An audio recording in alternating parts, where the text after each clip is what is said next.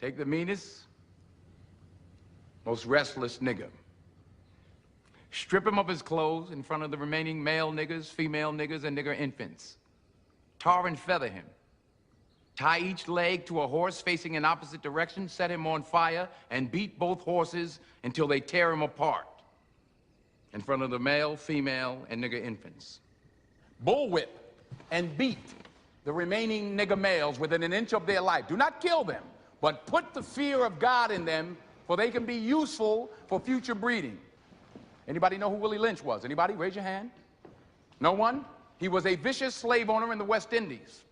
The slave masters in the colony of Virginia were having trouble controlling their slaves, so they sent for Mr. Lynch to teach them his methods. The word lynching came from his last name. His methods were very simple, but they were diabolical. Keep the slave physically strong, but psychologically weak and dependent on the slave master.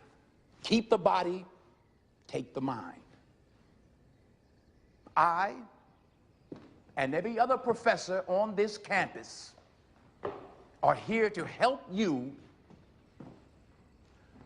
to find, take back, and keep your righteous mind.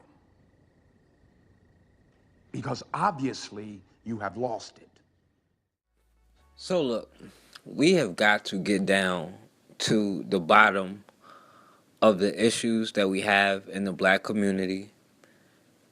And what I think is one of the most important issues that we have to resolve is the issues between black men and black women that we are having. Now, I know that we need black women and we need black men. But we argue and we divide it amongst each other. And it's a lot of issues that we need to address just to get back to where we need to be mentally. And that's the first thing. Now, just looking at it from the women's side first.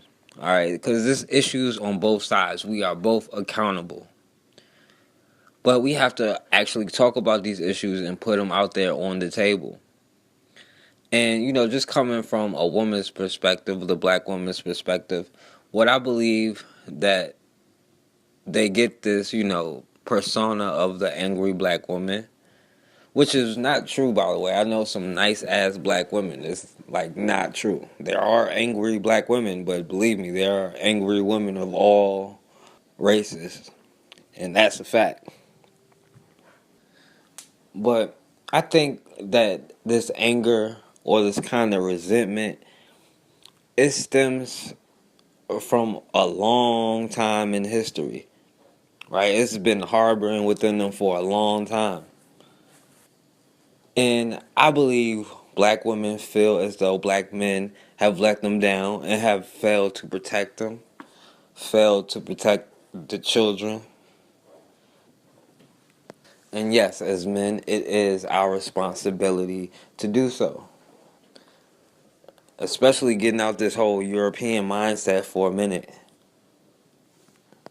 It was black men's job to protect black women, to keep them out of this system that we are living in, a system of white dominance.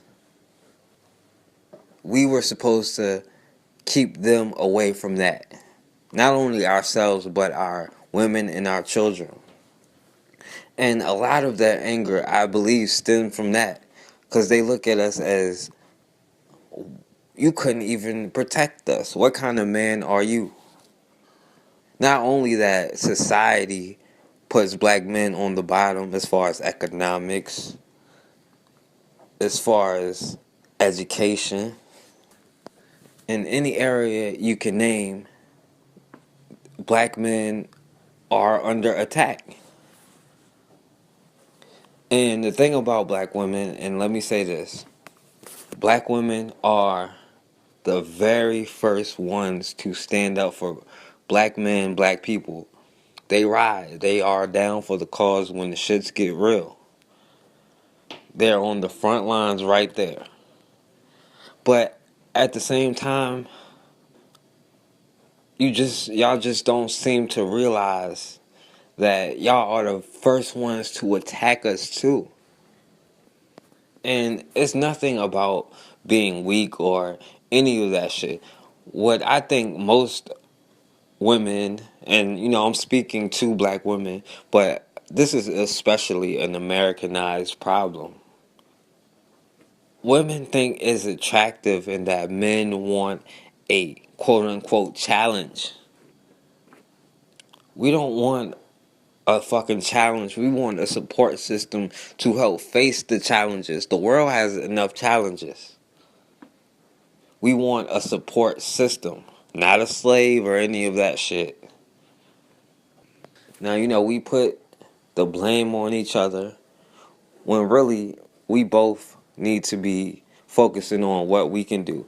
As black women, just like black men need to do, we need to be confronting white men, but black women need to be confronting white women. Especially about this feminism thing. Because you notice who the laws affect the most when it comes to feminism. They came in and hijacked the civil rights movement. And everything our ancestors did for us during the civil rights movement, white women are the ones who's enjoying the most benefits from it. And if you're a black woman who's a feminist or thinking about it, stay away from feminism. We, as black men, have not oppressed you. Especially not in this fucking society. We haven't had the power. See, what black feminists do is they are jumping on black men faster than anybody and are attacking us. But what they don't realize is those same feminist white women going in the goddamn voter booth where nobody can see her, voting for Trump ass. She going home where nobody can hear her and saying, fuck these goddamn niggers. I'm tired of all these niggers in the comforts of her home. That's what's going on. And as long as they identify under the banner of white, we have to identify under the banner of black. White women are going to throw black women under the bus when it comes to issues with white men. They're going to side with white men. I mean, just look at feminism. They got women the right to vote. Did they get the black women the right to vote? Absolutely not. They said, hold on, we'll get to you later, which they never fucking did. It took the civil rights movement to get all of us the right to vote. We had the right to vote, but, they were not respecting our rights as usual. And, that goes the same for black men. Stay the fuck away from this MGTOW shit. These people look at you like, God forbid you say Black Lives Matter. The truth is that the Black Lives Matter movement is basically a form of weaponized victimhood. It's basically where you use false pretenses like white people are evil and trying to kill you. They use bullshit situations like Mike Brown or Trayvon Martin, which, if you look at the facts of the case, it's very clear. These were no innocent angels. They use ridiculously false premises. They ignore waves of black-on-black crime. They hyper-focus on any situation where a white person was involved in the death of a black person, and then they weaponized this fake pseudo-victimhood to launch an attack on white people. It has nothing to do with black lives. It has everything to do with finding an excuse to fucking bash white people, which is why Black Lives Matter is a racist terror hate group. Nobody's a goddamn Black Lives Matter activist. I've seen people go to the marches, but they aren't Black Lives Matter activists. But if you ask a black person, does Black Lives Matter? The fuck you think they're gonna say? Yes, it fucking matters. And God forbid some black kid gets shot up or something, they're the same ones saying, oh, well, we don't know what happened. We got to see what happened. We got to get the facts first. He shouldn't have fucking looked the wrong way. They are the very ones who are saying white men are the most discriminated group in America. White people are the ones who face all of the racism. And then they point to instances of racism where white women are the ones benefiting from it. So how the hell is that racist? We need to stay away from all of these groups. But, just us not knowing the history that we do have, of our ancestors here in America. Because if we studied that, we would see that during the 20s, 30s, 40s, 50s, after slavery, our family unit was the most intact. In the 1950s, we had the least single parent homes. It was under 10% until the goddamn Welfare Act passed. And we gotta understand, because we blame each other, and black men say, well, black women abandoned us. They took handouts from the government. And black women say, well, you should have been there to do something. Well, we gotta understand the situation our ancestors was in. This is the time where, they fighting for civil rights to get jobs in fucking cities after they had everything they had destroyed. Because they came in and burnt their towns down when they built their own towns. So at this point, after being starved out like that, now they just begging for jobs. And so what does the government do? They come in and say, hey, we'll give you a place to live. We'll give you a place to stay and what will turn out to be the projects. We will give you free food, which turned out to be food stamps. And we'll give you free health care. But all you have to do is kick the man out of the home. Now, if you were a black person in 1964, when you got Martin Luther King going across the country just fighting for people to not get pit bulls stuck on them, not get water hose sprayed at them. If you're a black man living in this time, especially with all the labor unions that form to keep black people out of jobs during this time, in the time of heavy discrimination, Jim Crow, and you're out of work, but you have a family, you have a wife and a kid. What are you going to do? You're going to have her on the streets, or you're going to take this program until you can find a job? And what they used to do is come in and make sure there won't no man in there. If they find a goddamn tennis shoe, that shit is over. And, eventually, time goes past. It's still hard in late 60s, 70s to find jobs. And now they have you in their education systems where they're brainwashing you and instilling the Willie Lynch letters into your motherfucking head, where you take away and break down the biggest, strongest man in front of the other men and other women. You break down all the men. You take the woman, you get her dependent on you, and you get her to teach her children to get dependent on you. And now, generation after generation, we still in the same situation. We can't afford to be arguing about the same stuff, because believe me, it goes on in other communities. I know we like to say it doesn't, but it does. I pay attention to all of it. Believe me. But the difference is we can't afford it to have it stand out in our community, because with us being in the situation that we are in, it stands out more. It puts us in the same position over and over and over, still banging our heads against the wall trying to figure it out. Now, men and women need to do better. Alright, and let me say this, because this seems to be a hot topic and something that is a huge argument between black men and black women as far as interracial dating. Now, me personally, I'm an equal opportunity employer. Alright, I don't discriminate when it comes to, who my partner is, who I'm having sex with, or any of that. But right now, black women are as mad about interracial dating as I've ever seen it. And if black women do not want me to do it, you know what? I won't do it. I have no problem with that.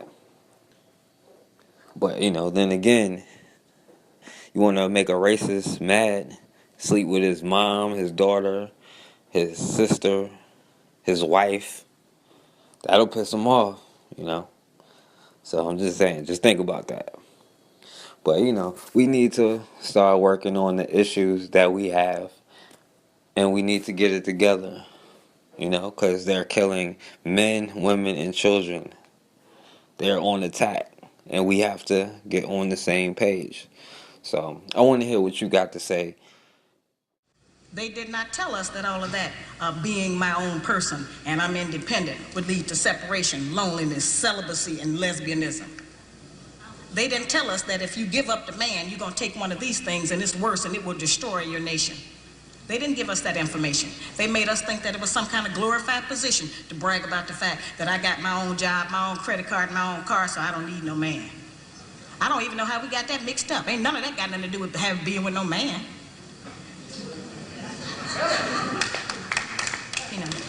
We have some serious relationship problems that nobody has been able to address us on because everybody wants to pretend that this is not going on.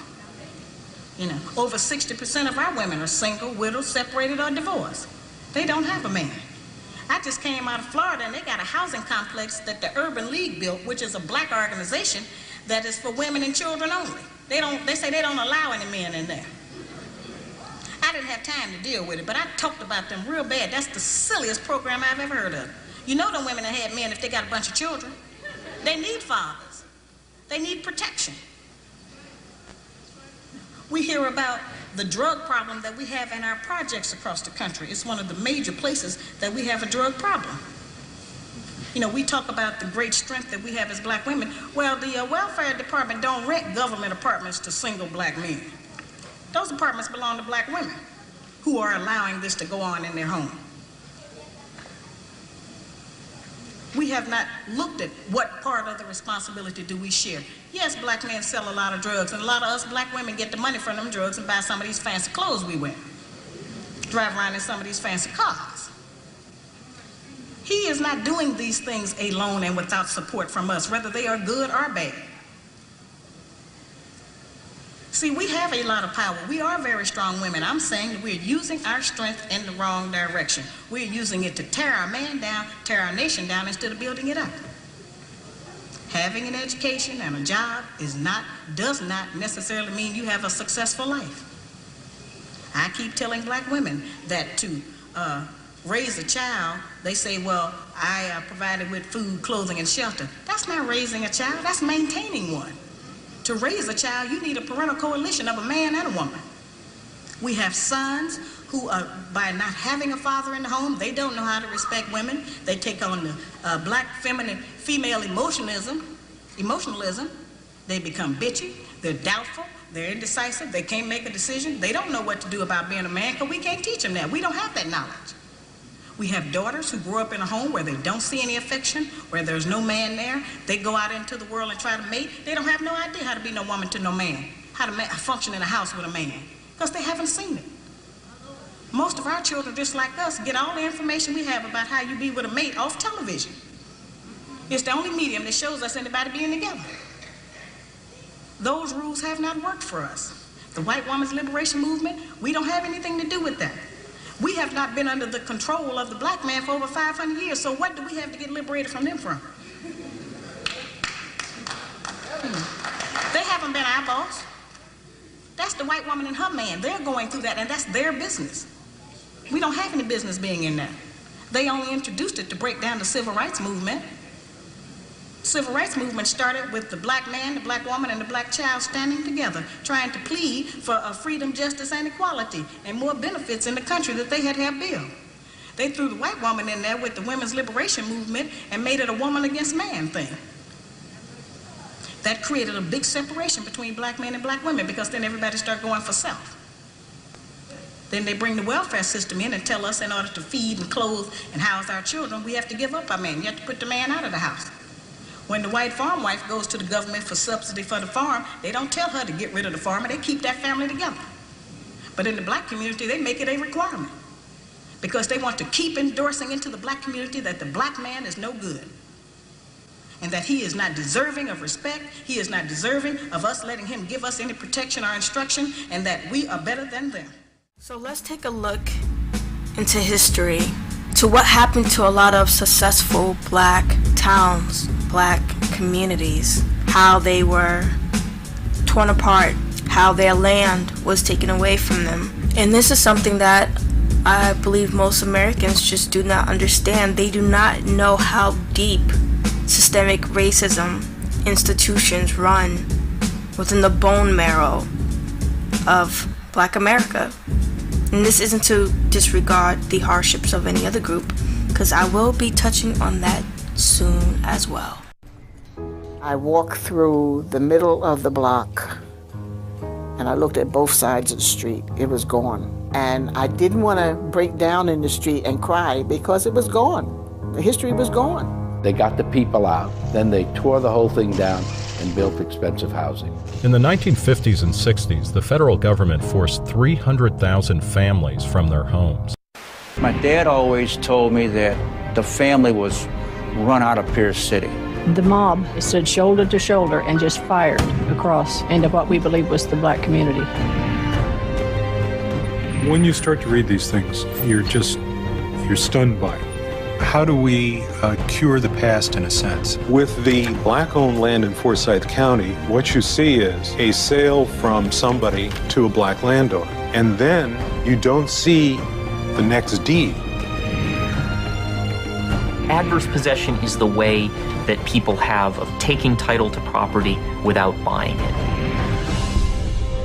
The whole culture of this area evolved out of the eviction of those African Americans from Pierce City. Richmond had racial zoning, that areas of the city would be zoned exclusively for blacks or exclusively for whites. Now, this was later challenged in the Supreme Court. The law was overturned, but segregation just rolled merrily along. So you had race-based zoning, you had restrictive covenants, you had redlining.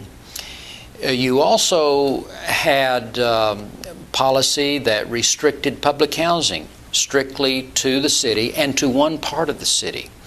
All of the public housing in the city of Richmond was placed in African American neighborhoods. These laws, these practices led to a highly segregated city, still very much segregated. And even though the laws are off the books, the effects of that segregation still haunt us.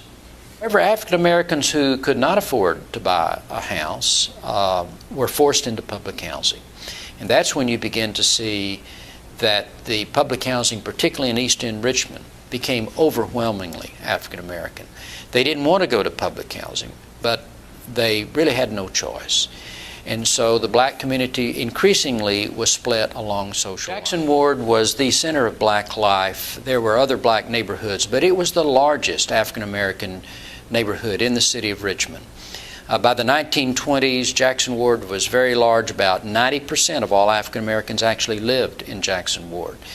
It was to Richmond, Virginia, as Harlem was to New York City. It also had a very strong business sector. In fact, Jackson Ward was often also called the Wall Street of Black America. Jackson Ward was what today we'd call a mixed income community, which means that people of different incomes lived in close proximity. In the late 1950s, Interstate 95 was constructed through the center of Jackson Ward. This dividing force halted the social and economic growth of the once thriving community.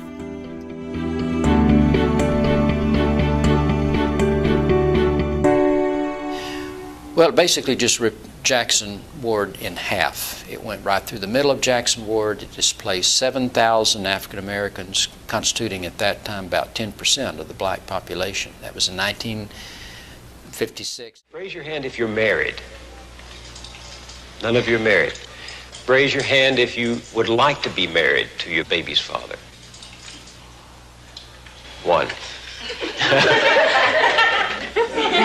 The rest of you who don't plan to get married, why don't you plan to get married?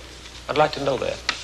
You already have your child to think about, and then a whole family to care for. You know, it's a lot of responsibility. And then you don't want the commitments. I wouldn't want no man holding me down because I think I can make it as a single parent. But don't you think you might need help in raising that baby from a man? Not really. I didn't have a father. My father wasn't in the home, so, you know, it really, male figures are not substantially important in the family.